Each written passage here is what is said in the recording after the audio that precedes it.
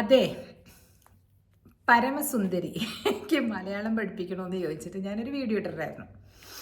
അതെന്തിനാന്ന് വെച്ചാൽ നിങ്ങൾ പോയി നോക്കിയോ അത് മനസ്സിലാക്കാനായിട്ട്? യൂട്യൂബിൽ നിറച്ചുണ്ട്. പരമസുന്ദരി എന്ന് പറഞ്ഞിട്ട് ഒരു കേരളയിൽ ഷൂട്ട് ചെയ്ത ജാൻവി കപൂറും സിദ്ധാർത്ഥും മൽഹോത്രയും ചേർന്ന് ഉള്ളൊരു മൂവിയാണ്. അപ്പോൾ അതിൻ്റെ ട്രെയിലറിൽ നിന്ന് മനസ്സിലായത് കേരളത്തിലേക്ക് ഐ തിങ്ക് എയർബിഎൻബി പോലെ നടത്തുന്ന ഒരു സ്ഥലത്തേക്ക് ഈ സിദ്ധാർത്ഥ് മൽഹോത്ര വരികയാണ് താമസിക്കാൻ. എയർബിഎൻബി നടത്തുന്നത് മലയാളി പെൺകുട്ടി ആയിട്ട് നടിക്കുന്ന ജാൻവി കപൂറാണ്. അപ്പോൾ ആ ജാൻവി കപൂറിൻ്റെ മലയാളം ഒട്ടും ശരിയല്ല, മലയാളി പെൺകുട്ടി ഇങ്ങനെയാണോ മലയാളം പറയാന്നൊക്കെ ചോദിച്ചിട്ട് അതാണ് ഇവരുടെ വിഷയം. അപ്പോൾ എൻ്റെ വിഷയം എന്താണെന്ന് വെച്ചാൽ, മലയാളം തന്നെ പറയണമെന്നൊന്നുമില്ല. ശ്രേയാ ഘോഷൽ എന്ന് പറഞ്ഞിട്ടൊരു എന്താ പറയണ ഒരു പാട്ടുകാരിയുണ്ട്.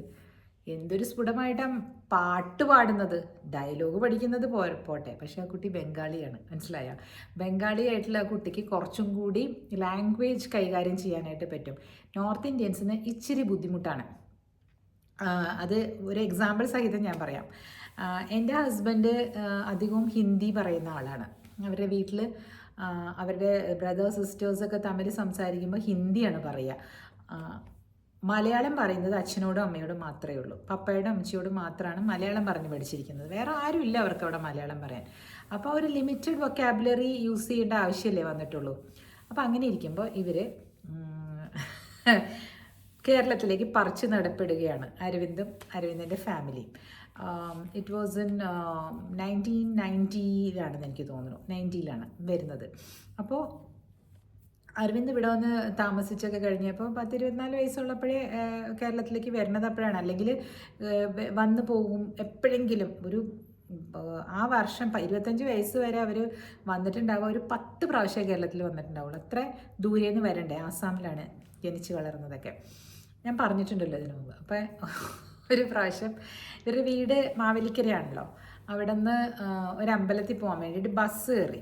ബസ്സിനൊക്കെ തന്നെ അങ്ങനെ ചോദിച്ചൊക്കെ പോകും. അങ്ങനെ ബസ് കയറിയപ്പോൾ ആദ്യത്തെ ഒരു ഇൻസിഡൻറ്റ് പറഞ്ഞത്, വായിക്കാൻ അത്ര അറിയില്ല, ബോർഡൊക്കെ കഷ്ടിച്ച് വായിക്കും പോകേണ്ട സ്ഥലത്തേക്ക് മനസ്സിലാക്കാനായിട്ട്. കയറിയപ്പോൾ ഇരിക്കാൻ ഒരാൾ എഴുന്നേറ്റ് സ്ഥലം കൊടുത്തു. എന്താ അപ്പോൾ എത്ര നല്ല ആൾക്കാർ, എന്തിനാണോ എഴുന്നേറ്റ് സ്ഥലം തന്നെയെന്ന് വിചാരിച്ച് ഇരിക്കാട്ടാ. എന്താ കാര്യം എന്നറിയോ? കറുത്ത കണ്ണാടി വെച്ചിട്ടുണ്ടായിരുന്നു. അത് ഈ എന്താ പറയുക, ബധിരർക്കും മൂകർക്കും പിന്നെ അങ്ങനെ ഒരു എഴുതി വെച്ചിട്ടുണ്ടാവില്ലേ, ഇവിടെ വികലാംഗർക്ക് മാത്രം. പണ്ടത്തെ പ്രൈവറ്റ് ബസ്സിലൊക്കെ ഉണ്ട്. അപ്പോൾ കണ്ണറിയാൻ വയ്യാത്ത ആളാണെന്ന് ഓർത്തിട്ട് അവിടെ ആ സീറ്റിലിരുന്നിരുന്നത് ചേട്ടൻ എഴുന്നേറ്റ് കൊടുത്തു എന്ന് അരവിന്ദ് പറയണം. അയ്യോ എന്ത് നല്ല ആൾക്കാരാണ്, ഞാൻ ഇവിടെ ഒന്നും പരിചയമില്ലാത്ത പയ്യനാന്ന് വിചാരിച്ചിട്ടായിരിക്കും അവർ എണീറ്റ് തന്നേന്ന്. കുറച്ച് നേരം കഴിഞ്ഞപ്പോഴൊന്നും വായിക്കാറിയില്ല. എങ്ങനെയൊക്കെ നോക്കി, അത്രയൊന്നും വായിക്കാറിയില്ല. വികലാംഗർ എന്നൊക്കെ എഴുതി വെച്ചേക്കണമൊന്നും വായിക്കാനറിയില്ല. അപ്പോൾ പിന്നെ കുറച്ച് കഴിഞ്ഞപ്പോഴാണ് എന്തോ ഒരു പന്തികേട് ഉണ്ടല്ലോ എന്ന് കരുതിയിട്ടാ. അപ്പോൾ അയ്യോ എനിക്ക് കണ്ണെന്താ ഇങ്ങനെ മങ്ങിയിരിക്കുകയാണല്ലോ, ഓ കണ്ണാടി വെച്ചിരിക്കുകയാണല്ലോ, ഇരിക്കട്ടെ എന്ന് ചോദിച്ചു. പിന്നെ വിചാരിച്ച് എടുക്കാമെന്ന് എടുത്തു. കഴിഞ്ഞ് പോക്കറ്റിലിട്ടപ്പോഴേ ആഹാ എന്നാ ചിക്കണ ചേട്ടൻ ചോദിച്ചെന്ന്, കണ്ണറിയാലേ എന്ന് ചോദിച്ചു. പിന്നെ വെച്ച് ചേട്ടൻ ഇരിക്കണമെങ്കിൽ ഇരുന്നോന്ന് പറഞ്ഞു. എനിക്ക് ആ സംഭവം ആലോചിച്ചിട്ടുണ്ടല്ലോ. കുറേ നാളുകൾക്ക് മുമ്പ് ഇതെപ്പോഴും പറയും എൻ്റെ അടുത്തിട്ടോ, സീറ്റ് വേണമെങ്കിൽ കണ്ണാടി എടുത്ത് വെച്ചാൽ മതി, ബസ്സിൽ കയറണമെങ്കിൽ അവർ സീറ്റ് തരും. ഞാൻ പറഞ്ഞു ഇന്നത്തെ കാലത്ത് അത് നടക്കില്ല. പണ്ട് ആരും നമ്മുടെ നാട്ടിൽ 90-കളിലൊക്കെ കൂളിംഗ് ഗ്ലാസ് മേടിച്ച് വെച്ചിട്ട് നടക്കില്ലല്ലോ. ഇങ്ങനെ കണ്ണറിയാൻ വയ്യാത്ത ആൾക്കാർ മാത്രമാണ് നടക്കുള്ളൂ. ദൈവം അവരെ ഞാൻ കളിയാക്കണമല്ല കേട്ടോ, ഈശ്വര. ആരെങ്കിലും അങ്ങനെ കേൾക്കുന്നുണ്ടെങ്കിൽ അവർക്ക് വിഷമം തോന്നരുത്. ഞാൻ അരവിന്ദിൻ്റെ എന്താ പറയുക, ആ ഒരു ആക്ട് കണ്ണാടി വെച്ചുകൊണ്ട് പോയപ്പോൾ നല്ല മനുഷ്യരല്ലേന്ന് നോക്കൂ. അത്രയും അയ്യോ പയ്യന് കണ്ണറിയാൻ വയ്യാത്ത കുട്ടിയാണെന്ന് തോന്നണമെന്ന് വിചാരിച്ച് നല്ല കാര്യം ചെയ്താണ് കേട്ടോ. പക്ഷെ നമ്മൾ അരവിന്ദിൻ്റെ ആ അവസ്ഥയാണ് ഞാൻ പറയുന്നത്. ബിക്കോസ് ഇവിടെ ജീവിച്ചിട്ടില്ലാത്തത് കൊണ്ട് ഉള്ളൊരു സംഭവം പറഞ്ഞേ ഉള്ളൂ കേട്ടോ. ആർക്കും വിഷമമൊന്നും തോന്നരുത്. അതൊക്കെ ദൈവം കൊടുക്കുന്ന ഓരോരോ അവസ്ഥകളല്ലേ. ഞാൻ ചിരിച്ചത് ഇദ്ദേഹം ഇങ്ങനെ കരുതി, ആ ആളുകൾ എങ്ങനെ ഇദ്ദേഹത്തെ ഇങ്ങനെ കരുതി എന്ന് പറഞ്ഞിട്ടാണ്. അതൊരു കാര്യം കേട്ടോ.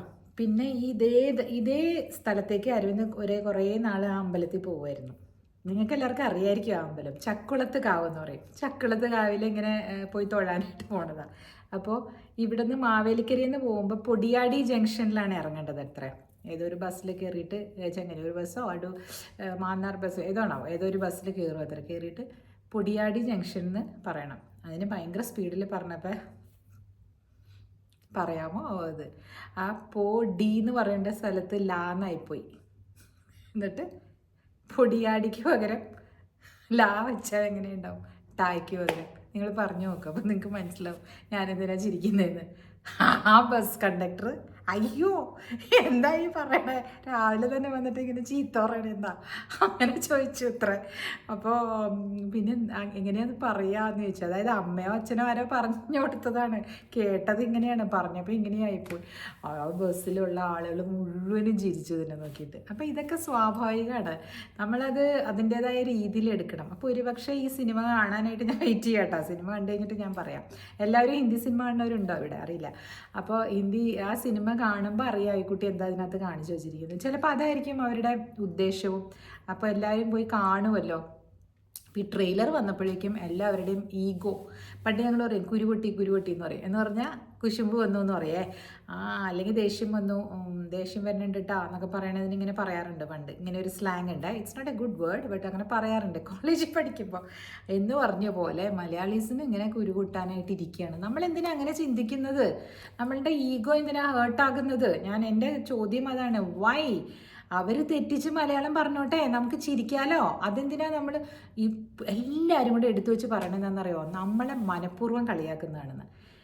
അവർക്ക് മര്യാദയ്ക്കുള്ളൊരു ഡബ്ബിങ് ആർട്ടിസ്റ്റിനെ വെച്ചിട്ട് ആ ഭാഗം മാത്രം, മലയാളത്തിലുള്ള ഭാഗം വേറെ ആരെക്കൊണ്ടെങ്കിലും പറഞ്ഞിട്ട് അതിൽ കട്ട് ചെയ്ത് ചേർത്തുവിടായിരുന്നു എന്നൊക്കെയാണ് ഇവരുടെ ചോദ്യം. എൻ്റെ ഒരു അവലോകനം എന്താണെന്ന് പറയട്ടെ, ഇവർ വേണമെന്ന് വെച്ചാൽ അങ്ങനെ ചെയ്യിപ്പിച്ചതായിരിക്കും. ഇപ്പം നമുക്ക് ഇങ്ങനെ തോന്നും, നമ്മളപ്പോൾ ഇതിനെതിരെ പ്രതികരിക്കും, അപ്പോൾ അവർക്ക് കുറേ വ്യൂസ് കിട്ടുമല്ലേ. ഇപ്പം എത്ര പേരായിരിക്കും ആ സിനിമ കാണാൻ ഇടിച്ച് കയറുന്നത് അല്ലേ? മലയാളികൾ മാത്രം കയറിയാലും അവർക്ക് അവരുടെ ചിലവ് ഇതായി കിട്ടും അല്ലേ? അതായിരിക്കാം ഉദ്ദേശം. ഒരു നെഗറ്റീവ് പബ്ലിസിറ്റിയും കൊണ്ടിട്ട് അതിനകത്തേക്ക് നമ്മൾ കയറി ചെന്നു കൊടുത്തു എന്നർത്ഥം. അവർ ആ ചൂണ്ടയിട്ടു, നമ്മളെ ചൂണ്ടയിൽ കുരുങ്ങി. അതാണ് ഞാൻ മനസ്സിലാക്കുന്നത് കേട്ടോ. പ്രബുദ്ധരാണ് മലയാളികൾ എന്ന് പറഞ്ഞാലും ഇത്തരത്തിലുള്ള കാര്യങ്ങൾക്കൊക്കെ വേണ്ടിയിട്ട് പ്രതികരിച്ച സമയങ്ങളെ. അപ്പോൾ എന്തായി, ആ ജാൻവിക്ക് എത്ര വിഷമം തോന്നിയിട്ടുണ്ടാവും അല്ലേ? ആ കുട്ടി എത്ര ട്രൈ ചെയ്തിട്ടുണ്ടാകും. പോട്ടെ. ജാൻവിക്ക് ഇതൊന്നും കേട്ടിട്ട് അറിഞ്ഞില്ല കേട്ടില്ല എന്നുള്ള മട്ടിലിരിക്കാം. കാരണം പ്രൊഡ്യൂസർ പറഞ്ഞത് ഞാൻ ചെയ്തു എന്ന് പറഞ്ഞാൽ മതി. എന്തുകൊണ്ടായിരിക്കും ഡബ് ചെയ്യാതിരുന്നത് എന്നുള്ളതിനുള്ള ഉത്തരം പ്രൊഡ്യൂസറിൻ്റെ കയ്യിലും ഡയറക്ടറിൻ്റെ കയ്യിലുണ്ടാകും. പ്രൊഡ്യൂസറിന് കൂടുതൽ ആൾക്കാരെ ഇപ്പോൾ കിട്ടൂലേ കാണാൻ വേണ്ടിയിട്ട്, പൈസ പോകുന്നില്ലേ? ആലോചിച്ച് നോക്കൂ. വെറുതെ കയറി ബഹളം വയ്ക്കുമ്പോൾ, നെഗറ്റീവ് പബ്ലിസിറ്റി ഉണ്ടാക്കുമ്പോൾ അവർക്കാണ് അതിൻ്റെ ഗുണം ഇല്ലേ? പണ്ട് സിനിമ കാണാനൊക്കെ പോകുമ്പോഴേ, അതായത് ഇപ്പം ജിയാ ചെല്ലേ എന്നൊക്കെ പറഞ്ഞ ആ പാട്ടൊക്കെ കേൾക്കുമ്പോൾ കുറച്ചൊക്കെ കാണിക്കുന്നുണ്ട്. ബോംബെയിലെ പാട്ട് കേൾക്കുമ്പോൾ കുറച്ചൊക്കെ കേരളത്തിൻ്റെ ഇതൊക്കെ കാണിക്കുന്നുണ്ട്. അത് കാണിക്കുമ്പോൾ തന്നെ എനിക്ക് എന്തൊരു സന്തോഷമാണെന്നറിയോ. പണ്ട് ദൂരദർശനിൽ ഒരു പാട്ട് വരും കേട്ടോ, ഒരു ആനയും പാപ്പാനും കൂടെയൊക്കെ ഇരിക്കണേ. അതിനകത്ത് ആ ഒരു കേരളത്തിൻ്റെ ഭാഗം വരാൻ വേണ്ടിയിട്ട്, ഇന്ത്യക്ക് സ്വാതന്ത്ര്യം കിട്ടിയ ദിവസവും റിപ്പബ്ലിക് ഡേക്കൊക്കെ ആ പാട്ടിടും അവർ. അപ്പോൾ കേരളത്തിനെ റെപ്രസെൻ്റ് ചെയ്ത് ഈ ആനേനെയും ആനപ്പാപ്പാനെയും കാണിക്കുമ്പോൾ ഈ പാട്ട് വരുമ്പോൾ ഞാനങ്ങ് നോക്കിയിരിക്കും, ഓ കേരളം വരുന്നുണ്ട്. അല്ലെങ്കിൽ നമ്മളുടെ റിപ്പബ്ലിക് ഡേ പരേഡിൽ കേരളത്തിൻ്റെ ഫ്ലോട്ട്സ് ഇല്ലേ ഇങ്ങനെ വരുന്ന, അത് നോക്കിയിരിക്കും. അതൊക്കെ നമുക്ക് ഭയങ്കര ഇഷ്ടമാണ്. അപ്പം സിനിമകളിൽ കേരളം കാണിക്കുമ്പോൾ എനിക്ക് ഭയങ്കര ത്രില്ലാണ് കേട്ടോ. അതിനൊരു ഉദാഹരണം, ഒരു സിനിമ ഞാൻ പറയാം. നിങ്ങളാരെങ്കിലും നെറ്റ്ഫ്ലിക്സിലോ ആമസോൺ പ്രൈമൊക്കെ കാണുന്നവർക്ക് ഉണ്ടാവും കേട്ടോ. ഷെഫ് എന്നാണ് ആ സിനിമയുടെ പേര്. അത് ഒരു ഒരു ഇംഗ്ലീഷ് മൂവി, അമേരിക്കൻ ആണോ എന്ന് എനിക്കറിയില്ല, ഇംഗ്ലീഷ് മൂവി അത് തന്നെ ഒന്ന് കോപ്പി അടിച്ചുണ്ടാക്കിയേക്കുന്ന പോലെയാണ് കേട്ടോ ഷെഫ്. അതിനകത്ത് ഷെഫ് ആരാണെന്ന് വെച്ചാൽ സെയ്ഫ് അലി ഖാനാണ്. സെയ്ഫ് അലി ഖാൻ കല്യാണം കഴിച്ചിരിക്കുന്നത് സിനിമയിൽ കേട്ടോ, കല്യാണം കഴിച്ചിരിക്കുന്നത് ഒരു മലയാളിയായിട്ടുള്ള ഒരു ലേഡീനെയാണ്. അപ്പോൾ പുള്ളിക്കാരത്തിയെ കാണാൻ വേണ്ടിയിട്ട് ആരാണ് അതിനകത്ത്, പത്മപ്രിയയാണ് അതിൻ്റെ ക്യാരക്ടർ അവതരിപ്പിക്കുന്നത്. അപ്പോൾ പത്മപ്രിയയും മകനും ഇയാളെ വിട്ടിട്ട്, അതായത് ഡിവോഴ്സ് പോലെ ആയ, സെപ്പറേറ്റഡ് ആയിട്ട് അവർ ജീവിക്കുകയാണ് അവരുടെ വീട്ടിൽ, പത്മപ്രിയയുടെ വീട്ടിൽ. അപ്പോൾ ഹീസ് കമ്മിങ് ഡൗൺ. എന്നിട്ട് ഇവിടെ വന്നിട്ട് മകനോടുള്ള ഇഷ്ടം കൊണ്ട് ഇയാൾ വന്നിട്ട് മിഷ്ലിൻ സ്റ്റാർ കിട്ടിയ ഷെഫായിരുന്നു. അതറിയാലോ അല്ലേ? നിങ്ങൾ കേട്ടിട്ടുണ്ടോ? കേട്ടിട്ടില്ലാത്തവർ പോയി നോക്കൂ കേട്ടോ. അതെന്ന് പറഞ്ഞിട്ടുണ്ടെങ്കിൽ ഇപ്പോൾ റെസ്റ്റോറൻറ്റ്സിനൊക്കെ നല്ല നമുക്കിപ്പം മൂവീസിനൊക്കെ സ്റ്റാർ റേറ്റിംഗ് കൊടുക്കില്ലേ, അതുപോലെ ഒരു ഇതാണ് മിഷ്ലിൻ എന്ന് പറഞ്ഞിട്ട് അവർ കൊടുക്കുന്ന സ്റ്റാർ റേറ്റിംഗ്സ് ആണ് റെസ്റ്റോറൻറ്റ്സിനാണേ കൊടുക്കണേ. 4 സ്റ്റാർ വരെയൊക്കെ കിട്ടിയ സൂപ്പർ റെസ്റ്റോറൻ്റ് ആണെന്നാ. ഇന്ത്യയിൽ അങ്ങനെ ഒരു റെസ്റ്റോറൻറ്റിനും സ്റ്റാർ കിട്ടിയിട്ടില്ല അത്ര. പക്ഷേ ഇന്ത്യക്കാരനായിട്ടുള്ള ഒരു ആൾ നടത്തുന്ന ഒരു റെസ്റ്റോറൻറ്റ് ന്യൂയോർക്കിന് മിഷ്ലിൻ സ്റ്റാർ കിട്ടിയിട്ടുണ്ട്. അപ്പം നിങ്ങൾ അടിച്ചു നോക്കിയാൽ മതി. ദുബായിലും പിന്നെ ഇവിടെ അബുദാബിയിലും ഒക്കെ മിഷ്ലിൻ സ്റ്റാർ റെസ്റ്റോറൻറ്റ്സ് ഉണ്ട്. It's very Praisy. പക്ഷേ അങ്ങനെ കിട്ടുന്നത് എങ്ങനെയാണെന്ന് വെച്ചാൽ ഈ സ്റ്റാർ കിട്ടുന്നത് എങ്ങനെയാണെന്ന് വെച്ചാൽ ഷെഫിൻ്റെ കൈപ്പുണ്യമാണ്. അതുകൊണ്ടാണ് ഓവറോളിലാണ് കേട്ടോ കൊടുക്കണേ, റെസ്റ്റോറൻറ്റിനാണ് കൊടുക്കുന്നത്, പക്ഷേ ഷെഫിനാണ് അതിൻ്റെ മെയിൻ ക്രെഡിറ്റ് കിട്ടുക.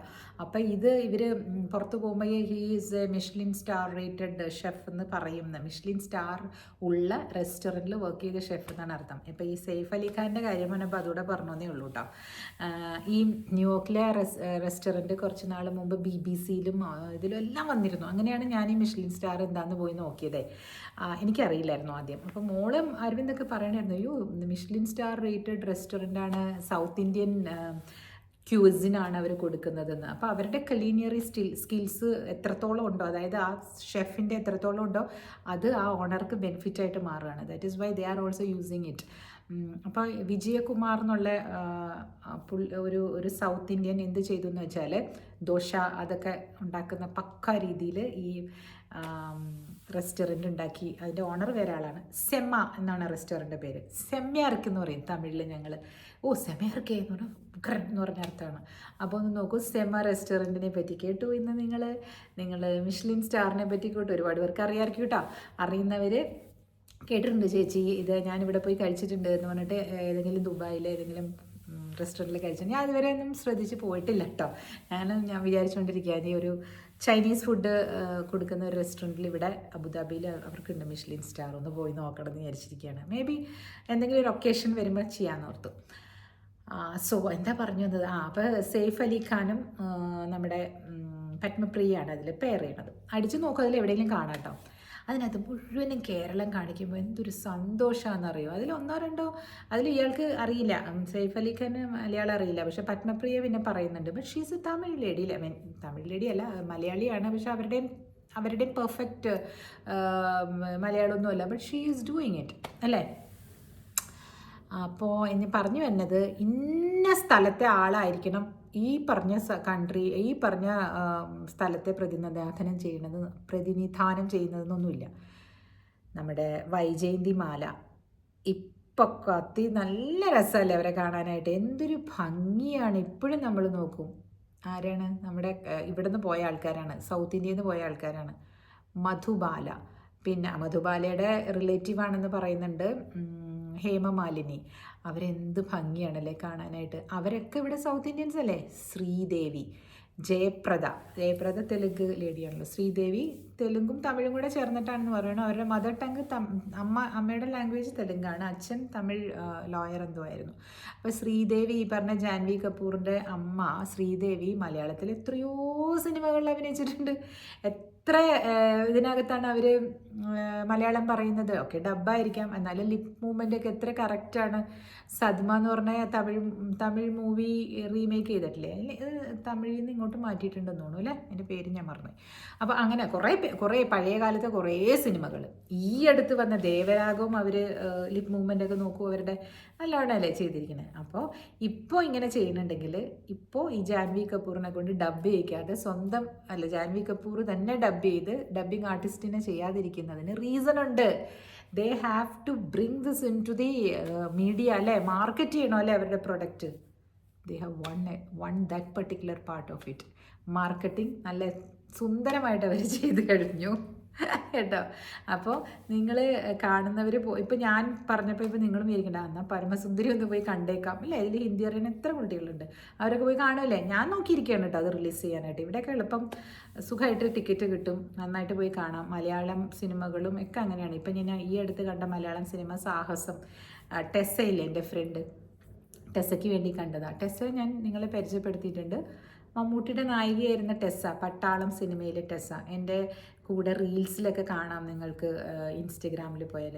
അപ്പോൾ ടെസ്സയുടെ സിനിമ ആയതുകൊണ്ട് ഇടിച്ചു പോയി സാഹസം എന്ന് പറഞ്ഞ സിനിമ കണ്ടു കേട്ടോ. അതിൽ ആ സിനിമയ്ക്ക് കുഴപ്പമൊന്നുമില്ല, പക്ഷെ അതിനകത്ത് ഡയലോഗ്സൊക്കെ ഭയങ്കര തഗ് ഡയലോഗൊക്കെ വരുമ്പോൾ അരവിന്ദ് ഇങ്ങനെ ബലം പിടിച്ചിരിക്കുക, ചിരിക്കുന്നില്ല. ഞങ്ങളൊക്കെ ഞാനും മോളും ചിരിക്കുക. അപ്പം ഞാൻ ചോദിച്ചു, ഇതെന്താ അരവിന്ദ് ചിരിക്കാത്ത? അതിൽ ചിരിക്കാനുണ്ടോ? പറഞ്ഞു കൊടുക്കണം. കാരണം ഫ്ലോയിൽ മലയാളം വരുമ്പോൾ അവർ പറയുന്ന ഡയലോഗ്സ്, അതിനകത്തൊരു മാവേലിയായിട്ടൊരു ആൾ അഭിനയിക്കുന്നുണ്ട്. എന്ത് രസമാണെന്നറിയോ അയാളുടെ വർത്താനം കേൾക്കാനായിട്ട്. ഫേഷ്യൽ എക്സ്പ്രഷൻസ് വെച്ചിട്ട് മലയാളം ഇങ്ങനെ പറഞ്ഞിട്ട് പോകുമ്പോൾ അത് മനസ്സിലാകണമെങ്കിൽ കുറച്ചും കൂടെ നല്ല കടന്ന കയ്യിൽ ചിന്തിക്കണ മലയാളികളായിരിക്കണം.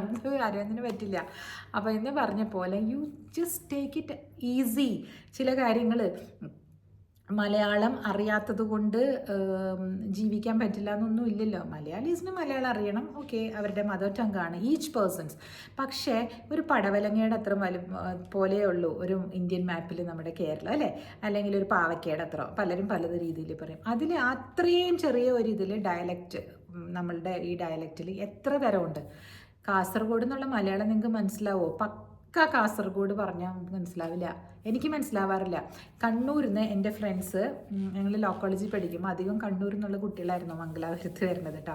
അപ്പോൾ അവർ ഒരു ദിവസം നിങ്ങൾ ആ ഇലയെടുത്തങ്ങ് ചാടിക്കോ എന്ന് പറഞ്ഞു, ഇലയെടുത്ത് കളഞ്ഞേക്കൂ എന്ന് പറഞ്ഞതാണ്. ഞാൻ പറഞ്ഞു ചാടിക്കോന്നാ? ഇനി ഞാൻ സത്യം പറയണേ കേട്ടിട്ടേ ഇല്ല ആ സമയം വരെ. ഇപ്പോൾ ഈ സോഷ്യൽ മീഡിയ ഉള്ളതുകൊണ്ട് നിങ്ങളൊക്കെ കേട്ടുകാണിരിക്കും. ആ സമയത്ത് ഈ എറണാകുളത്തുനിന്ന് പോകണം, ഞാൻ എങ്ങനെ കേൾക്കാനായിട്ടാണ്? എറണാകുളം കോളേജിലല്ലേ ഞാൻ പഠിച്ചതൊക്കെ. ഇവിടെ ഉള്ളതെന്ന് പറഞ്ഞാൽ കുറേ നീട്ടി സംസാരിക്കും, എവിടെ പോണീട് എന്നൊക്കെ ചോദിക്കും. കുറച്ച് ഒരു പാട്ടിൻ്റെ രൂപത്തിൽ സംസാരിക്കും, അല്ലേ വൈപ്പിൻകാരൊക്കെ? അതേ ഉള്ളൂ. അതുപോലെ എൻ്റെ അച്ഛനും ഇഷ്ടമല്ല. ഞാൻ അവിടെ പോയിട്ട് വന്നു കഴിഞ്ഞിട്ടുണ്ടെങ്കിൽ, അമ്മയുടെ വീട്ടിൽ പോയിട്ട് വന്നിട്ടുണ്ടെങ്കിൽ ഞാൻ ഇങ്ങനെയാണ് സംസാരിക്കുക എന്ന് പറയും അച്ഛൻ. അതായത് ചേരയെ തിന്നണം, നാട്ടിൽ ചെന്നാൽ ചേരയുടെ നടുമുറി തിന്നണം എന്നാണ് എൻ്റെ പ്രമാണം. അപ്പം ഞാൻ എവിടെ പോയാലും ഞാൻ അവിടുത്തെ ആളായിട്ട് അങ്ങ് മാറും. അത് പറഞ്ഞാൽ ജാൻവി കപൂർ കുറച്ചാൾ ഇവിടെ നിന്ന് നമ്മുടെ കൂടെയൊക്കെ ഇടപഴകിയൊക്കെ കഴിയുമ്പോൾ she also will speak little bit of Malayalam, അല്ലേ? ഇപ്പം ഞാൻ നേരത്തെ പറഞ്ഞു നമ്മുടെ എസ് ജാനകി, അവരും നന്നായിട്ട് പാടുന്നുണ്ട്. പക്ഷെ അവർക്ക് ഴായൊക്കെ വഴങ്ങാൻ നല്ല ബുദ്ധിമുട്ടാണെന്ന് ആദ്യകാലത്ത് ഇൻ്റർവ്യൂസൊക്കെ കണ്ടാൽ പറയാം. So it is very difficult. ഴ അങ്ങനെയുള്ള ചില ഇതൊക്കെ നമ്മളെ തലവ്യാസ് എന്ന് പറയും. ഇവിടെ നിങ്ങനെ മുട്ടിച്ച് ടങ്കിൻ്റെ മുകളിൽ മുട്ടിച്ച് പറയാനൊക്കെ ഇറ്റ്സ് വെരി ഡിഫിക്കൽട്ട്. റോളിങ്, ആ റാ കണ്ടോ, റോളിങ്, അങ്ങനെയൊക്കെ പറയണ ആ rolling your tongue and talking, it's very difficult. അത് ഭയങ്കര എന്താ പറയുക, ഫോണറ്റിക്സിലെ ഏറ്റവും ഡിഫിക്കൽട്ടായിട്ടുള്ള പാട്ടാണത്. താലവ്യ സ്വരം എന്നോ അങ്ങനെ എന്താണ്ടാ പറയണത്, ഐ ഫൊഗോട്ട് എവറിത്തിങ്. എന്നാലും അങ്ങനെ നമ്മുടെ നാക്കിൻ്റെ മുകളിൽ മുട്ടിച്ച് പറയാനായിട്ടൊരു പ്രത്യേക ചാതുര്യം വേണം, അല്ലേ? അല്ലെങ്കിൽ നമ്മൾ നല്ലപോലെ മലയാളം പറയുന്ന ആൾക്കാർക്കേ അത് സാധിക്കുകയുള്ളൂ. അപ്പം നിങ്ങൾ പരംസുന്ദരി നമുക്ക് കണ്ടിട്ട് ഞാൻ ഇനിയും വന്ന് പറയാം കേട്ടോ. ഷെഫ് എന്ന് പറഞ്ഞ സിനിമ ഒന്ന് അടിച്ച് കണ്ടു നോക്കൂ. നമ്മുടെ കേരളം കാണുമ്പോൾ നമുക്കൊരു സന്തോഷം വരും ബിഗ് സ്ക്രീനിൽ. പിന്നെ പണ്ടൊക്കെ എന്ന് പറഞ്ഞാലേ we cannot see Kerala otherwise, അല്ലേ? സ്ക്രീനിൽ നമ്മൾ എവിടെയാണ് കാണാം? ഒന്നില്ലെങ്കിൽ ടി വിയിൽ വരുന്ന ഈ പറഞ്ഞ പോലെ പ്രോഗ്രാംസിലായിരിക്കുള്ളൂ ഉണ്ടാവുള്ളൂ, ഞാൻ എൻ്റെയൊക്കെ ചെറുപ്പകാലത്ത്. സോ എന്താണ് ആരും ഇത് മൂവീസിൽ കാണിക്കാത്തതെന്ന് ഞാൻ എപ്പോഴും വിചാരിച്ചിട്ടുണ്ട്. എന്ത് ഭംഗിയുള്ള സ്ഥലങ്ങളാണ് ഹിന്ദി മൂവീസിലൊക്കെ അധികവും. കുളു മനാലിയിൽ നിന്ന് നായിക ജോർജറ്റ് സാരി ഉടുത്തിട്ട് ഇങ്ങനെ തണുത്ത് വരയ്ക്കും. നമുക്കറിയില്ല, പാവങ്ങൾ ഇപ്പം പറയുമ്പോഴാണ് അറിയണത് വിറച്ചിട്ടുണ്ടെന്ന് കാജോളൊക്കെ പറയുന്നത്. മരവിച്ചു പോകില്ലേ ആ മഞ്ഞത്ത് നിന്നിട്ട്? നായകൻ കോട്ടും സൂട്ടൊക്കെ ഇട്ടുണ്ടാവും, ഇവർ വയറൊക്കെ ഇങ്ങനെ കാണാൻ വേണ്ടിയിട്ട് വല്ല മെലിഞ്ഞ സാരി ഇട്ടിട്ട് ഇങ്ങനെ പോയി നിന്ന് ഡാൻസ് ചെയ്യുന്നതൊക്കെ കണ്ടിട്ടില്ലേ? അപ്പം ഞാൻ വിചാരിക്കും, ഇതെന്താ ഇവർക്കൊക്കെ ഇവിടെയൊക്കെ വന്ന് നമ്മളുടെ എന്ത് ഭംഗിയുള്ള സ്ഥലങ്ങളല്ലേ, തെങ്ങും തോപ്പും അതിലൊക്കെ ഇരുന്നിട്ടൂടെ? മലയാളം സിനിമയിൽ കേരളം സിനിമയിൽ വരുന്ന കാണാൻ ഞാൻ ഒരുപാട് കൊതിച്ചിട്ടുണ്ട്. ഇതൊക്കെയാണ് എൻ്റെ ഒരു എന്താ പറയുക, എൻ്റെ മനസ്സിൽ കിടന്ന് മറിഞ്ഞുകൊണ്ടിരുന്ന ചില കാര്യങ്ങൾ ഞാൻ പറയുകയാണ്. എനിക്കിങ്ങനെ മനസ്സിൽ കിടന്ന് മറിയുന്നു എന്ന് പറയുമ്പോൾ എപ്പോഴും എനിക്ക് എൻ്റെ അമ്മാവനെ ഓർമ്മ വരും. ബോസ് അമ്മാവൻ, അദ്ദേഹത്തിന് ഒരു പാട്ടുണ്ടായിരുന്നു, അങ്ങനെ മറിയുടെ കുഞ്ഞിരാമ ഇങ്ങനെ മറിയുടെ കുഞ്ഞിരാമ എന്ന്. എന്താ ചെയ്തതെന്ന് അറിയാം പുള്ളി? ഒരു ചെറിയ തമാശയും കൂടെ പറഞ്ഞിട്ട് പോവാം. ഇന്ന് ഞാൻ അങ്ങനെ ഒരു മൂഡിലാണ്.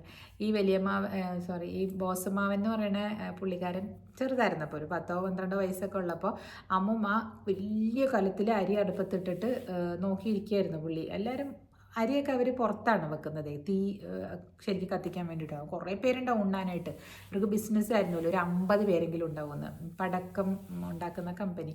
അപ്പോൾ അവിടെ ഇങ്ങനെ ക്രാക്കേഴ്സ് ഉണ്ടാക്കുന്ന കമ്പനിയിലെ പടക്കം എന്ന് പറഞ്ഞാൽ ഇനിയിപ്പോൾ ആൾക്കാർക്ക് ഇത് മോശം വേർഡായിട്ട് തോന്നുമോ? എൻ്റെ ദൈവം, എന്തൊക്കെ ആളുകൾ എന്തൊക്കെയാണെന്നറിയാമോ പറയാ ഇതിനെയൊക്കെ പറ്റിയിട്ട്. അയ്യോ അങ്ങനെയാണോ, അതെന്താ ഇങ്ങനത്തെ വേർഡ്സ്, അങ്ങനെയൊക്കെ ചോദിക്കുന്നവരൊക്കെ ഉണ്ട്. അതുകൊണ്ടാണ് ഞാൻ പറയണേ, ക്രാക്കേഴ്സ് ഉണ്ടാക്കുന്ന കമ്പനി.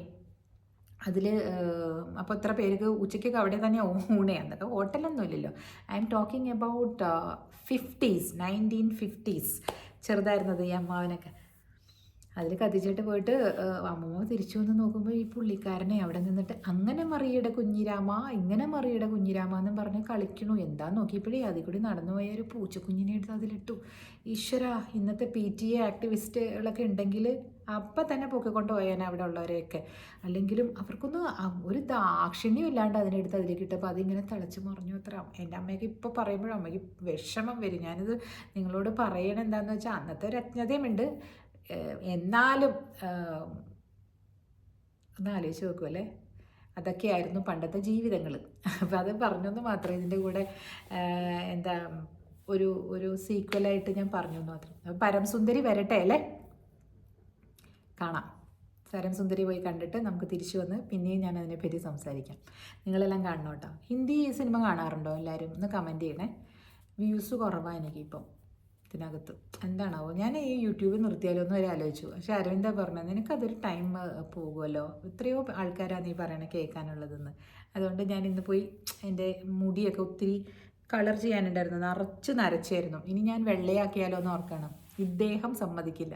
ഇപ്പം ചീത്ത പറയുന്നത് എന്നെ പറ്റി ഇദ്ദേഹം എന്ന് പറഞ്ഞില്ലേന്ന് വരും. ഇഷ്ടമല്ലായിരുന്നു അങ്ങനെ ഒരുപാട് വെള്ളയായിട്ടിരിക്കണം. ഞാൻ കുറച്ചും കൂടി എനിക്ക് നാച്ചുറൽ ആവണമെന്നൊക്കെ ഉണ്ട്. ഇപ്പോൾ ഒരു ഫാഷനാണല്ലേ വൈറ്റ് ഹെയറൊക്കെ.